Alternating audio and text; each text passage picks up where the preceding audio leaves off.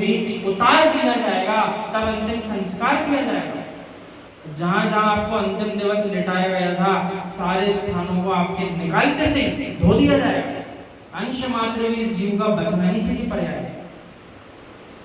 सो जब सब कुछ छूटना ही है, सो क्यों ना जीते जागते जिनेंद्र प्रभु के अनुयायियों को आदर्श बना करके उनके जीवन को पूर्ण करने के लिए कौन सी वस्तु की आवश्यकता है?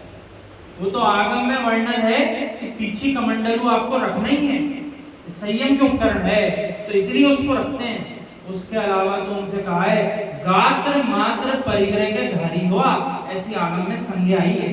क्या संज्ञा आई है बोलिए आप सब? गात्र मात्र परिग्रह। इसका अर्थ बड़ा सुंदर है, जिस पर्याय में आप विराजमान हो मुनि अवस्था में, आप उससे पीछा नहीं छुड़ा पाओगे।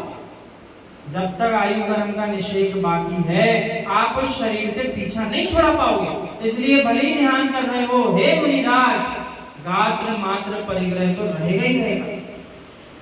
और रत्नकरण श्रावकाचार्य जी ने श्रावक के लिए लिख दिया 99 और 100वें नंबर की गाथा का अध्ययन सबको करना चाहिए, जहां सामायिक की व्याख्या आई है कि यदि हे श्रावक आप भी वीतरागी श्रवण के समान यदि पूर्ण विकल्पों से रहित होकर सामायिक में लीन हो, उपसर्गों को सहन कर रहे हो, तो आप भी मात्र जो वस्त्र धारण किए हैं उस परिग्रह के साथ मुनि धर्म के समान हो उतने समय के लिए। ऐसा श्रावक के लिए कहा है, मना नहीं किया है। सो आप भी उस आनंद का वेदन कुछ अंश प्रमाण काल पर ले सकते हो।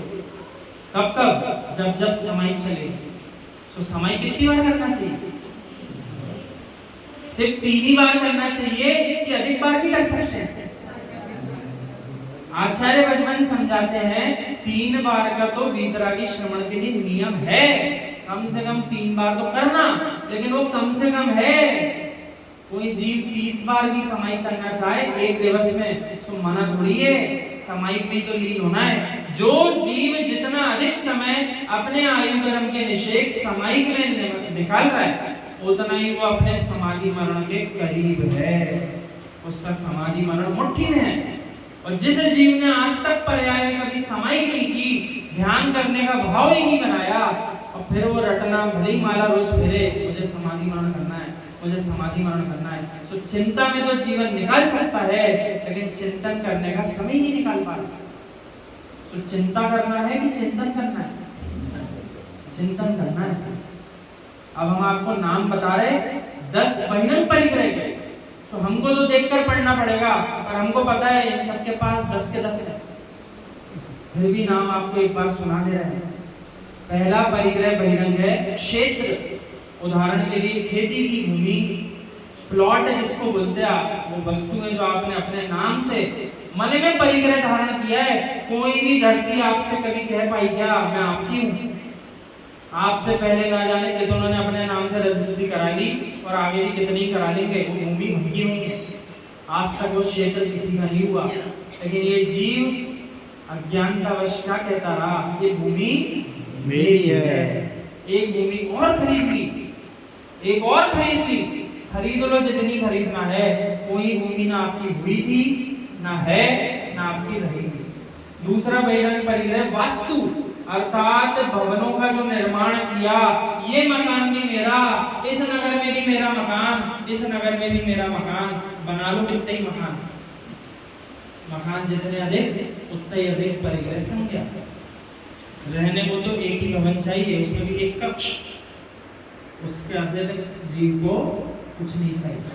हिरण्य अर्थात चांदी, तो बताने की आवश्यकता ही। सुवर्ण सोना, नीचे से ऊपर तक लदे हुए सब सोने और चांदी से लदे हुए।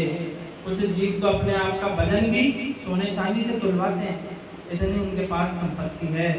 लेकिन जितना अधिक भार उनके पास स्वर्ण का है, चांदी का है, उनकी आत्मा उतनी भारी है, उतने ही नीचे के पटल पर जाकर विराजमान होने वाली है। कौन सा पटल? 7 नरक के 49 पटल, 7 नरक के 49 पटल। किसी भी पटल पर जन्म हो सकता है, वहीं रहना पड़ेगा। एक सागर की आयु बांधी, तो एक सागर वहीं रहना उसी पटल पे। 33 सागर की बांध ली, तो 33 सागर उसी पटल पर रहना है। वहां आत्मा तड़प कर कह देगी कितना परिग्रह का भार लेकर चल रहे थे, सो यहाँ पर भी उसी भार को अब सहन करना है, बाहर नहीं निकल पाएगा जीवन से।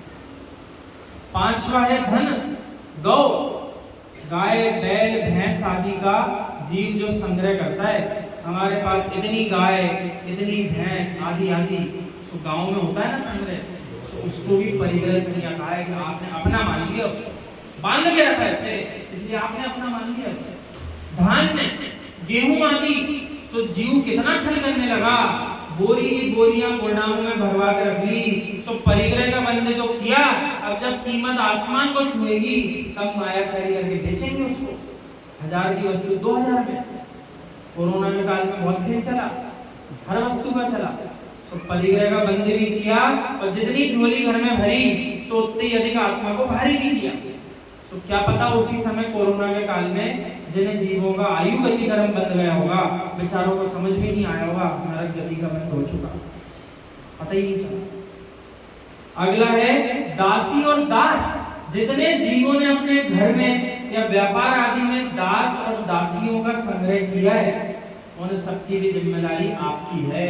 इस समय पे भोजन कर पा रहे कि नहीं, वे अपनी आजीविका चला पा रहे कि नहीं, और उनका भी जो भार है, हमारे पास 1000 लोग काम करते हैं, हमारे पास 5000 लोग काम करते हैं, जितने अधिक जीव बढ़ते जा रहे हैं दास दासी, उतने ही पाप कार्य कर रहे हैं, तो दोष भी आपको लगेगा और परिग्रह संज्ञा में आप लीन भी होंगे। जितने अधिक जीवों का भार उतने ही अधिक परिग्रह।